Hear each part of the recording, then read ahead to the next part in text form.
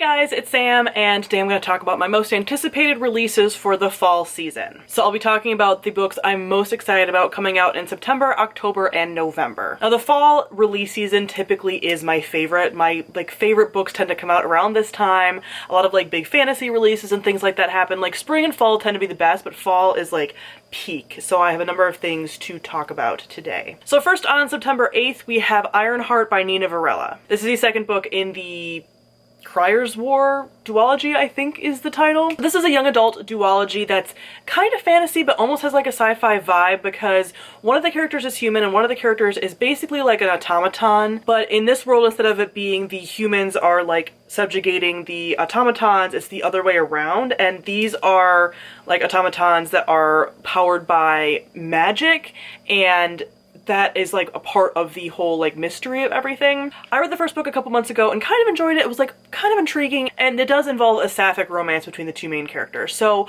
I read it recently enough that I haven't completely lost interest, but it's not my top most anticipated on this list. Then on September 15th, we have To Sleep in a Sea of Stars by Christopher Paolini. And this is the author of the Eragon series, the Dragon series, but this is an adult science fiction first contact story. So our main character is going on a survey mission to an uncolonized planet and discovers an alien relic, and that ends up waking up something, and everything kind of goes from there. Does everything feel like Mass Effect to me that takes place in space? Possibly. But for some reason I'm just Mass Effect? Protheans? So I'm excited about this. I did read the Eragon books, I think the first two when I was a child, and I haven't read anything by him since, but I'm very excited because he wrote those when he was also a child, so I'm really excited to see his adult brain at work in sci-fi. Next, on September 22nd, we have The Silvered Serpents by Roshni Chokshi. Do I have a copy of this, and have I had a copy of this for months? Yes, because I am a trash can. I have wanted to read this, but I want to reread the first book. This is the second book in the Gilded Wolves. Is that the name of the series? I don't even actually know. But this is a young adult fantasy trilogy, I believe it's going to be, and it's a multiple POV story, and it is so good. I'm going to link my review for the Gilded Wolves on the screen because I know I'll forget things, but I'm very much looking forward to this, and I've been putting it off because I just want to be able to talk to a lot of people about it, and I need to reread the Gilded Wolves, so it's going to be happening this month. I'm gonna read this book, obviously, because that's when it comes out, and I've put it off too long, and it's shameful. I shouldn't have done that.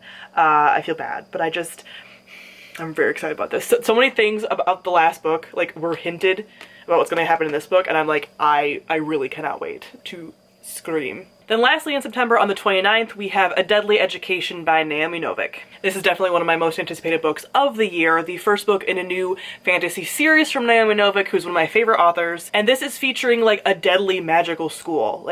The synopsis is fairly vague about what exactly is going on, but basically at the school, you go to the school and either you pass or you die. That's the only way to get out of it. And so there's a lot of dark magic. It's Hogwarts to the extreme. They don't even try to hide that this school is dangerous.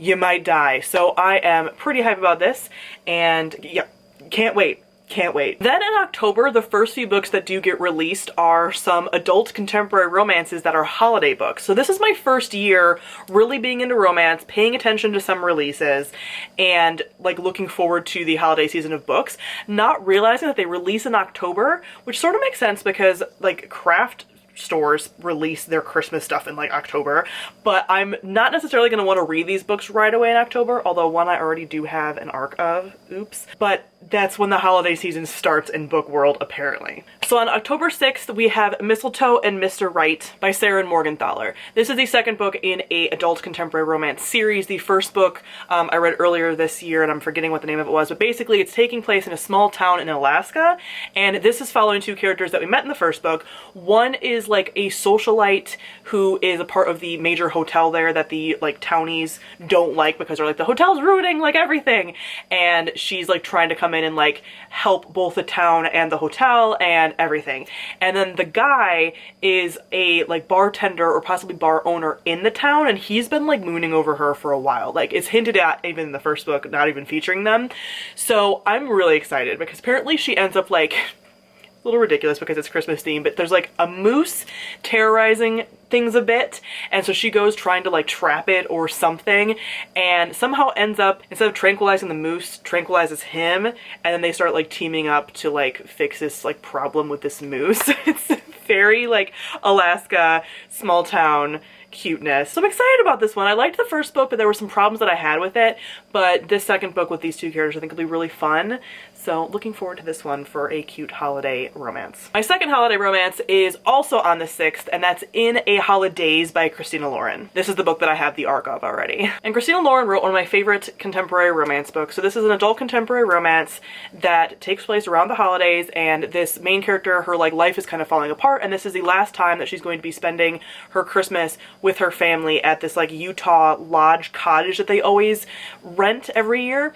And like something fell apart, like, and as she's leaving she's like really upset, and she makes like a deal with the world of like, I just want things to kind of like work out, and she sort of gets in like an accident or something, but she wakes up back on the plane headed to Utah to like relive everything. So it's like a Groundhog Day Christmas story, and there's like a romance and everything else. So this is her like reliving this day over and over. Now I've read just a few romance books that have this Groundhog Day effect, and it can be done well, and it can be done like really annoyingly. So I'm hoping this is done well.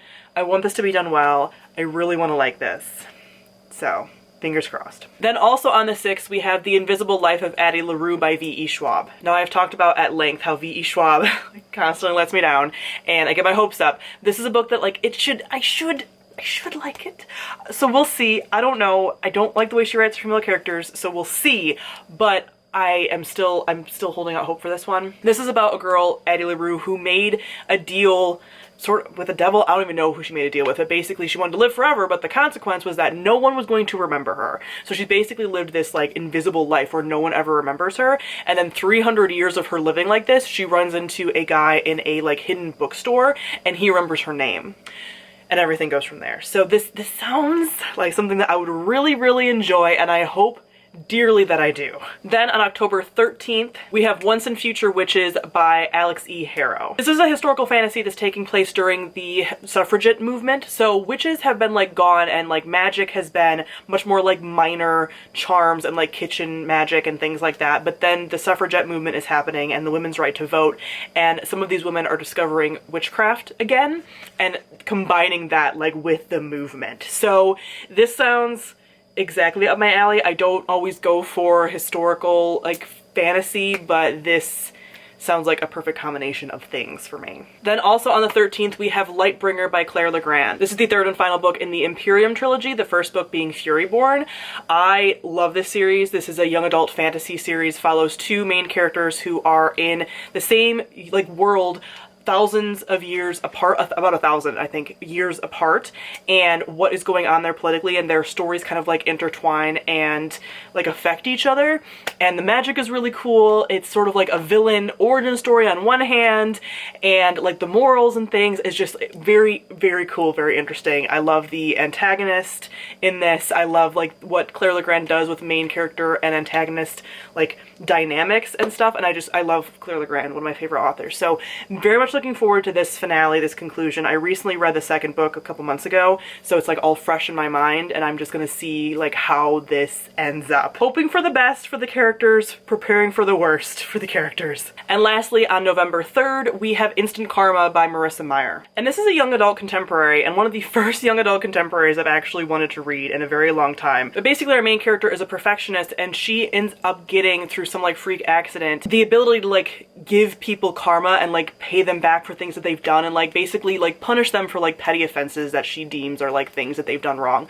But the only person that's immune to this new power that she has is her like arch nemesis lazy lab partner guy, and so they're like obviously gonna have like a romance, and this just sounds very cute. I'm very intrigued about it, and we'll see how it goes. So that is it for all the books that I'm highly anticipating in the fall. Comment down below, let me know some of yours. Let me know especially if there's any that you're like, hey, I think you missed this, because I would be very interested to know. So thank you all for watching, and I'll see all of you guys soon. Bye.